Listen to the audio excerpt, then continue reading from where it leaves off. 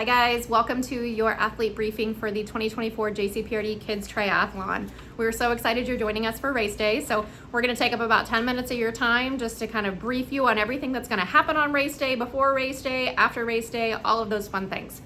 So we're gonna start off with packet pickup. So packet pickup for this race will take place on the Friday before, which is August 16th this year, from 10 a.m. to 6 p.m. at Mill Creek Activity Center in Shawnee, Kansas. Late registrations will be taken at this if we have availability within the race. Saturday on-site packet pickup will take place starting at 6 a.m. and it will run all the way up to 7:55 a.m. So just make sure to give yourself plenty of time if you're planning to pick up on race morning. It's really important, especially for kids, that you guys walk them through the race. So rack their bike, walk them over to the swim so they know what it looks like, walk them from the swim into transition, from their bike to bike mount, to bike dismount, to run exit, just so they know where they're going and they have familiarized themselves with the course. So give yourself plenty of time, please. Give your kids plenty of time. Your athlete guide that has come out to you at this point, please make sure that you read through it. There's lots of information in there. It should answer every question that you do have, but if you find yourself with more questions, please don't hesitate to reach out, because if you have that question, somebody else probably has that question too. Inside your race packet, you're gonna have your race number. So you'll have identification just like this for race day. So this guy is your race bib. You'll have safety pins. It needs to go on the front of your shirt, shorts, or race belt for race day. Please make sure that you do this. One, so we know who you are out there. Two, because these colors correspond with arrows on the ground that are really gonna help guide you out on the run course. And then three, we all want pictures, right? So this number ties back to you, and then that's how we recognize your pictures. Two other things. This little sticker is gonna go on the front of your kid's helmet. This shows the number of bike laps. This obviously is their number, but this color delineates how many bike laps for the volunteers that are out there too. So super helpful. And then this guy will go on their bike. It's their bike tag. So this guy hooks somewhere under their seat, hopefully. If not, then on the post that the bar that runs between their handlebars and their seat post. You're also gonna have your swim cap in there. So inside of your athlete guide, there is a heat sheet that shows the ages and the colors of swim caps. So I just have the purple one here today, or I'm sorry, not the purple, the blue one here today. But this will be inside of your race packet. So your kiddo needs to wear that on race day, only for the swim, but please make sure that you bring it with you. You're also gonna have a race shirt in there. So kiddos, if that shirt doesn't fit, bring it with you back to the race, and we'll see if we have a different size for you after the race. Timing chip will be in there for everyone except for the TOTS triathletes. So anyone racing in a different race besides the TOTS race, please bring that timing chip with you. Wear it on your left ankle. It needs to be worn throughout the entire race so that we can track you. I think that's it for your race packet. So race morning. A few notes for yourself. Give yourself plenty of time on race morning. Like I said, it's really important to walk through the entire race from beginning to end with your athlete so that they feel comfortable after they drop their bike. Where do I go to swim? Then how do I get my bike? And then where do I go next? So do those things with them on race morning. That requires time, so give yourself that time. So the gates will open at 6 a.m. and the park will close to everyone at 7:55 a.m. So please note that. Don't forget your athlete's timing chip. We understand things happen. If that does happen, come see us in registration up, or the information area up at the beach house. The national anthem will be presented at 8 a.m. with our first groups going off immediately after. We're gonna get body marked near the run, exit, and transition on race morning. So after your kiddos drop their bike, we're gonna write their number on their arm. This is for when they come out of the water, we know what number they are, because they're not wearing any of the rest of the stuff except for a swim cap. TOTS body marking is going to take place in the TOTS transition area, which will be on the grass on the west side of the regular transition area. So parking, gates are gonna open at 6 a.m. on race morning. Get there early. We don't have a huge parking area for this race, so we park in all the different lots around the park. So you might be coming from a different area than where you came in from last year, down to the transition area. Everybody comes through the same entrance into the park. You're gonna park in the designated lot where the volunteers tell you to park. Please be nice to them. They're out there, they're doing extra work for us, so let's be super nice to them, and we gotta squeeze as many cars in there as we possibly can. For the safety of you and your athlete, we're going to close these roads until the last cyclist has safely exited the course. We do not allow any traffic out there, so those parking lots will be barricaded after we close the park at 7:55, and they will not be reopened until the last cyclist has exited the course. We know that grown adults on bikes and cars don't mix, and I can only imagine what kids on bikes and cars could be like. So let's make sure that we do this for the safety of all the kids. Parking is incredibly limited at this race. You guys have heard that repeatedly over and over if you've done this race, and you're going to continue to hear it as we get closer to this race. So please, please try to carpool, bring one vehicle if we possibly can so that we can get everybody into the park. So transition will open when the park gates open at 6 a.m. It'll close at 7:55 a.m. right before the race start, and it's not going to reopen until the last cyclist has safely exited the course, again, to make sure that we don't have cars and bikes mixing at the same time. A blown up transition map will be sent out to all parents a couple days before the race.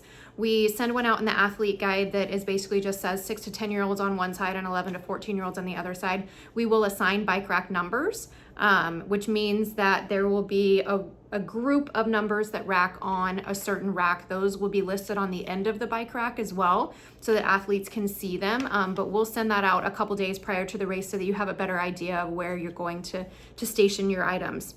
TOTS transition is open racking. Anybody that is participating in that can put their bike anywhere inside of that transition area. We try to do 8 bikes-ish per rack. We'll probably do about 6. Kids stuff seems to take up a little bit more space because we can't always rack them on the rack. But stay tuned for that bike rack diagram to come out. Be courteous with your space. Keep all of your stuff as tight as you possibly can get it next to your bike. Swim enter are red flags on the west side of transition. Your bike mount and dismount will be on the south side of transition. Bike mount is green flags. Green means go. Tell your kids that. Red flags for bike dismount. So you have to get on your bike. You can't get on your bike until the mount flags, and you have to get off your bike before you get back to the red flags. So that's super important to talk about. There is no riding bikes inside of the transition area, and then helmets have to be on any time a child or an adult, whoever it is on a bike for safety reasons. Please make sure that that happens. Run exit will be yellow flags on the west side of transition near swim enter. We'll also have bike stop on site for support. So if your kiddo needs some air in their tires, their gears are sticking, whatever it might be, head over to bike stop. They'll get you taken care of. And then our information area and restrooms are going to be located inside of the beach house. So for the start of the race, we're going to line up on the beach. There'll be signs placed along the beach with kiddos' ages on them. Those ages are colored, coordinating with the swim cap color. So for example, my son's going to turn 7 this year in October. He's 6 right now. Kind of confusing, right? So we follow USAT rules, which means he will race with the 7-year-olds.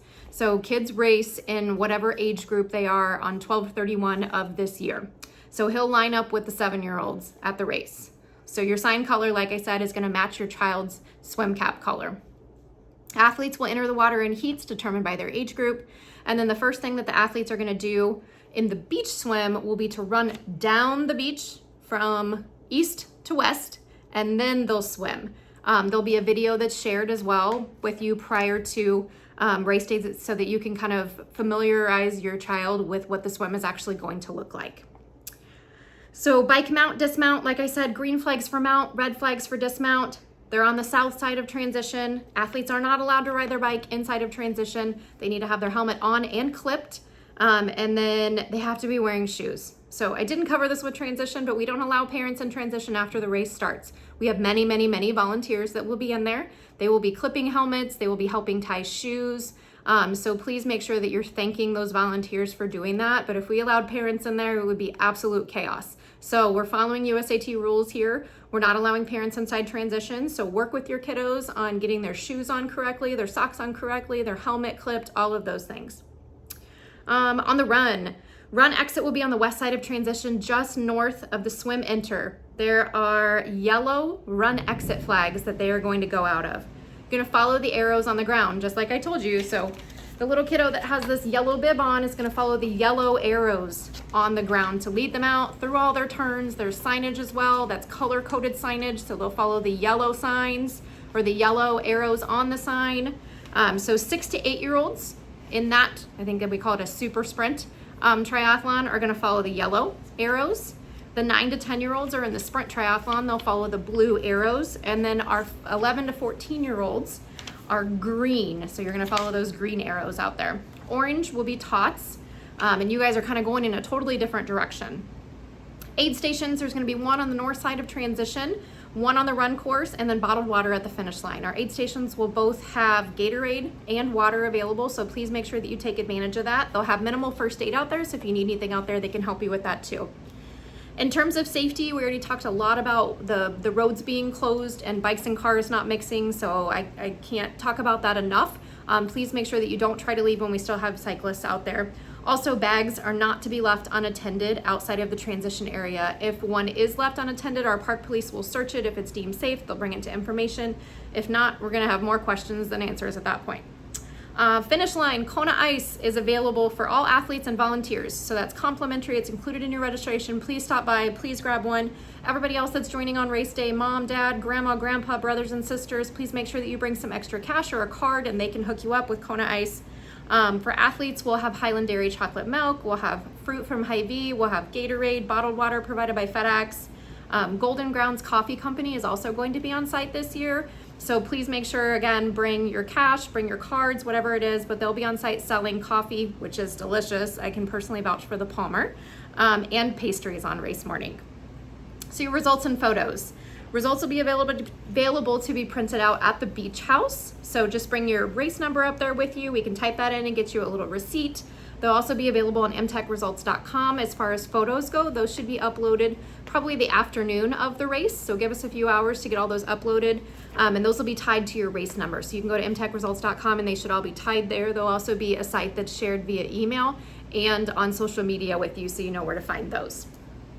So just really quick to recap, talk about some things to remember. Gates are opening at 6 a.m. Arrive early, give yourself plenty of time, give your child plenty of time and help walk them through. Transition's gonna close at 7:55 for everyone. If your race doesn't start until 8:45, it still closes. We have to have everybody inside the park. This is a fully closed park for the race. So no matter when your race starts, you have to be in there by that time. Any and all spectators coming to watch, so grandma, grandpa, aunts, uncles, they all have to be in there by that time as well. Share the athlete guide with your friends and family. So if you do have grandma, grandpa, anybody else coming to join you, give them that athlete guide so that they know what to expect. Please thank the volunteers. They are the ones that make this event possible. They're donating their time to us and coming